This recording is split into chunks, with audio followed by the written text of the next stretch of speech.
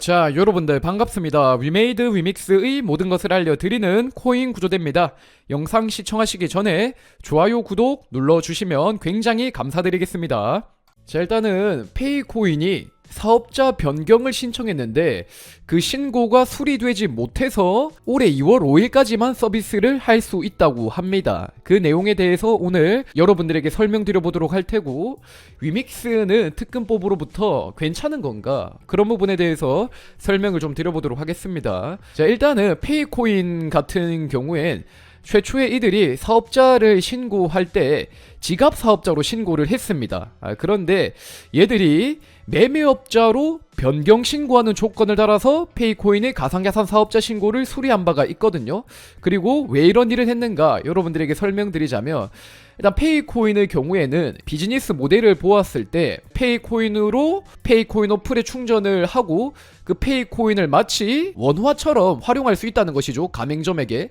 그렇기 때문에 이용자로부터 코인을 받은 후 이를 원화로 환전해서 가맹점에 정산하는 페이코인의 이 사업 구조가 사실상 코인 매매에 해당한다는 것이고, 코인 매매에 해당한다면 은행과 실명 계좌를 발급 계약을 맺어야지 특근법상에 저촉되지 않는 것이고 사업을 이어나갈 수 있다는 것입니다. 하지만 페이코인의 경우에는 실명 계좌를 발급해주는 은행을 계약 체결하지 못했고, 그에 따라 특근법 위반으로 2월 5일까지만 서비스를 할 수 있다는 것이죠. 그렇게 이 부분에 대해서 페이코인 측은 최선을 다해서 2월 5일 전까지 실명 계좌를 확보하도록 할 것이고, 이것이 불발될 경우 당국을 상대로 한 가처분 신청도 불사하겠다는 입장입니다. 그리고 위믹스의 경우에는 페이코인과 사례가 다르거든요. 위믹스가 현재 특근법 위반이라고 이야기 나오고 있는 부분은, 위믹스가 가상자산 사업자 신고를 하지 않았는데 위믹스가 사실상 가상자산 거래소의 역할을 하는 애들이 아닌가, 이런 이야기가 모 변호사로부터 등장을 했다는 것이죠.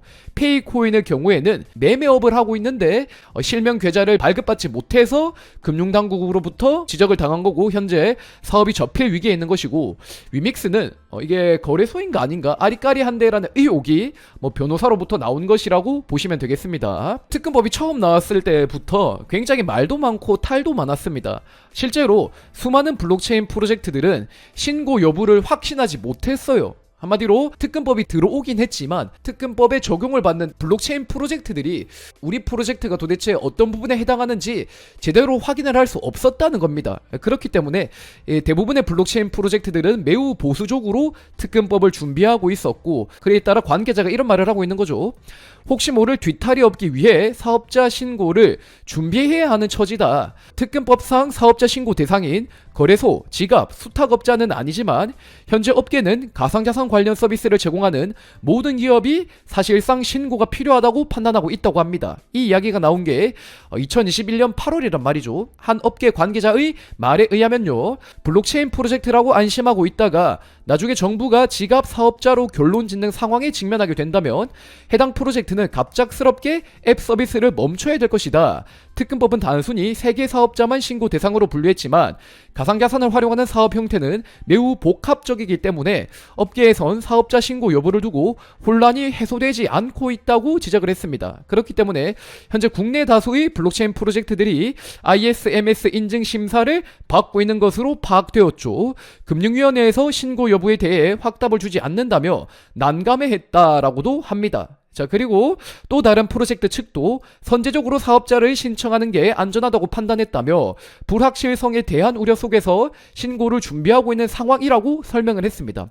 한마디로 특근법이라는 것이 어떻게 프로젝트에 적용될지 이 프로젝트 관계자들은 알 수 없기 때문에 최대한 보수적으로 우리가 진짜 가상자산 사업자 신고를 준비해야겠다, 그러니까 ISMS 인증을 미리 받아야겠다, 이런 생각을 하면서 그 보수적으로 움직였다는 것이죠. 그리고 실제로 위메이드 트리가 위메이드에게 합병되기 이전에 미리 ISMS 인증을 획득했다는 사실 많은 분들이 아실 겁니다. 그러니까 위메이드 트리도 가상자산 거래업자나 가상자산 보관 관리업자나 가상자산 지갑 서비스업자의 어느 부분에 해당되는지 확신하지 못했기 때문에 매우 보수적으로 ISMS 인증을 획득한 것이죠. 하지만 이 ISMS 인증을 획득한 것이 크게 의미 없게 되었는데요. 많은 분들이 아시겠지만 금융당국이 이런 말을 했다는 겁니다. 위메이드 트리는 가상자산 및 NFT를 거래 보관할 수 있는 위믹스 월렛을 운영 중이지만 위믹스 월렛은 개인 키를 사용자가 보관하게 해서 거래소로 분류되지 않았다고 하죠.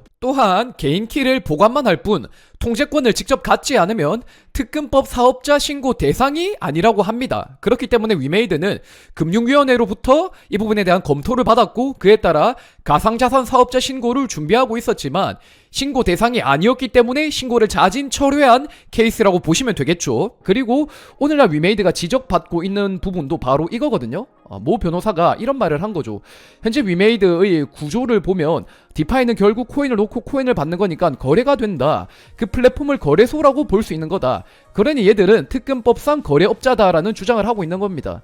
하지만 여기서 빠져있는 대목이 있죠. 바로 과거에 금융당국이 개인키가 없는 애들은 거래소로 분류하지 않는다라고 말했던 그 방침을 고려하지 않았다는 것입니다.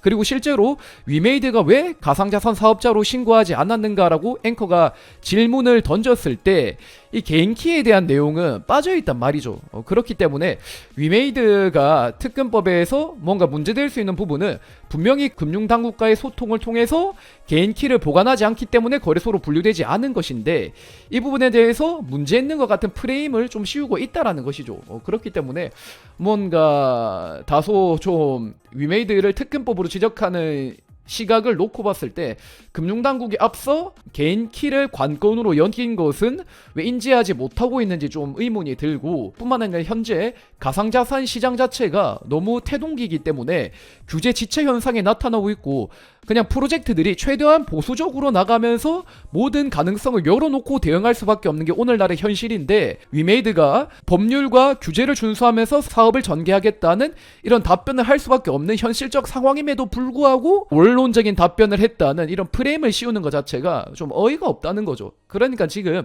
이 특근법이라는 것 자체는 완벽한 법이 아니고 가상자산업이라는 것 자체도 이제 막 태동하고 있는 시장이기 때문에 규제 지체 현상이 나타날 수밖에 없고, 그에 따라 불협화음이 발생할 수밖에 없고, 위메이드가 특근법으로부터 지적받은 부분은 과거에 금융당국과 소통을 이미 나눴던 부분인 것이고, 이것이 달라지는 부분이 있다면 또다시 조율해 나가면 되는 부분이라는 겁니다. 그리고 그렇기 때문에 위메이드가 지난 6월에 ISMS 인증을 다시 획득한 것이죠. 2021년 9월에는 위메이드 트리가 획득을 한 거고요.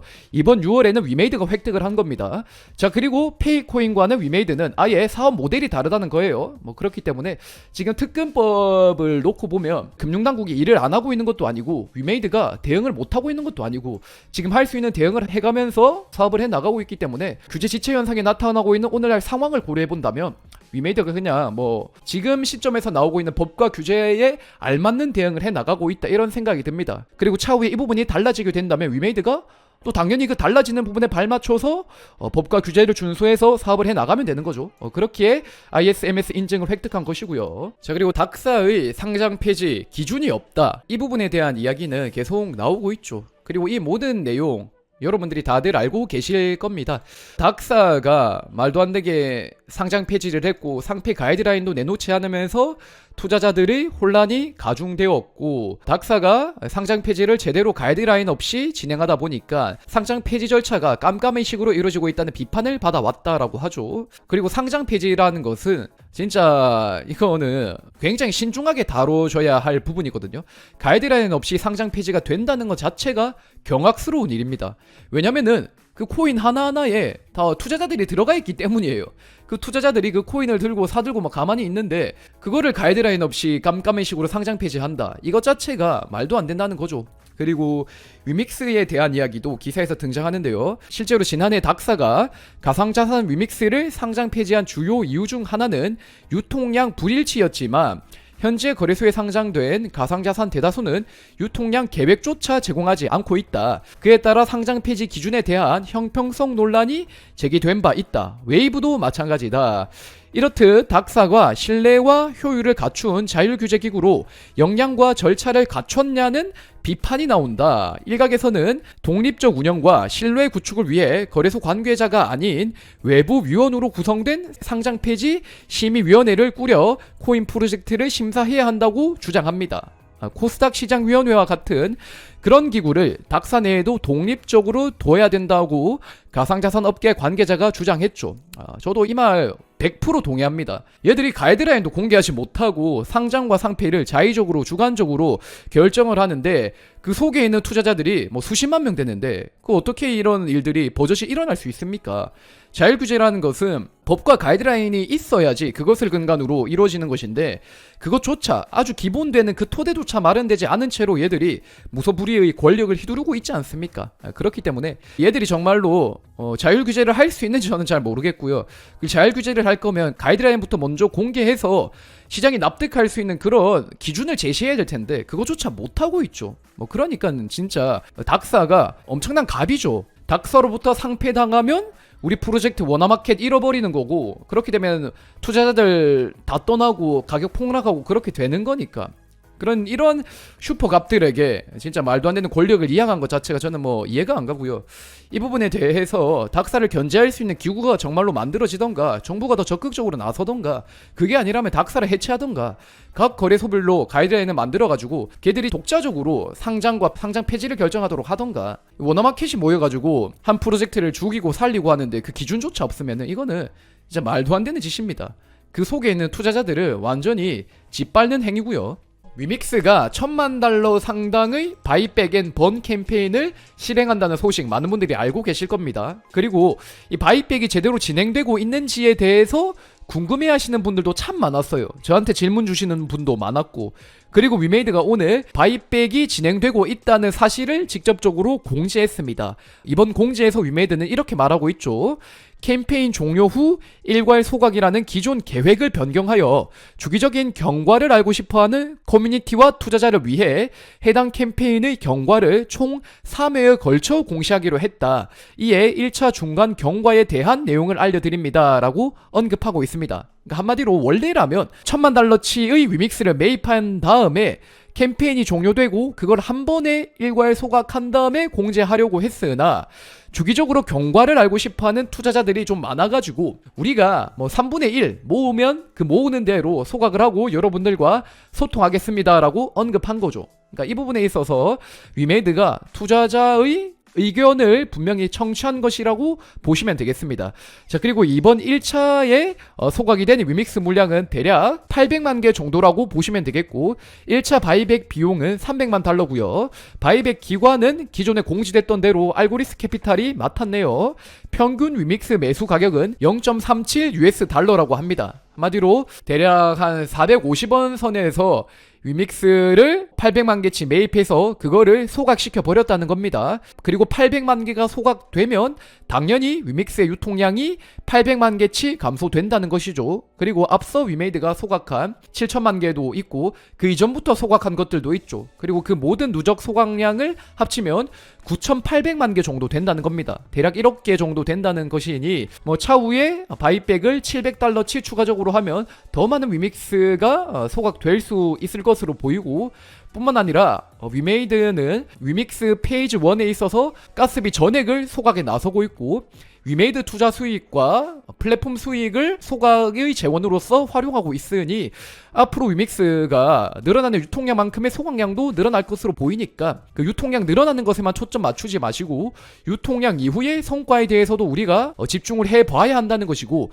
그 성과가 소각으로 이어지는 그 여부에 대해서도 우리가 두 눈 뜨고 지켜봐야 한다는 것이죠. 최근 위메이드 글로벌 유튜브 채널을 보고 있으면 미르엠 글로벌 관련 영상이 계속 업로드 되더라고요. 그러니까 이렇게 플레이에 관련된 영상이 자주 빈번히 업로드 되는 것으로 미루어 보았을 때 분명히 미르엠 글로벌의 출시가 임박한 것으로 보입니다. 그렇기 때문에 뭐 우리가 당초에 약속했던 12월 출시로부터 미르엠이 미뤄졌다는 것 자체만으로도 그게 좀 기분 나쁘긴 하지만 그래도 지금 상황을 보고 있으면 조만간 나오겠다는 그 사실은 또 파악할 수 있거든요. 뭐 그렇기 때문에 미르엠이 조금 늦지만 결국엔 나온다라고 생각을 하시면서 위메이드가 또 이 부분에 있어서 소통을 적극적으로 해 나가길 뭐 또 목소리 내보시면 어떨까 생각하고요.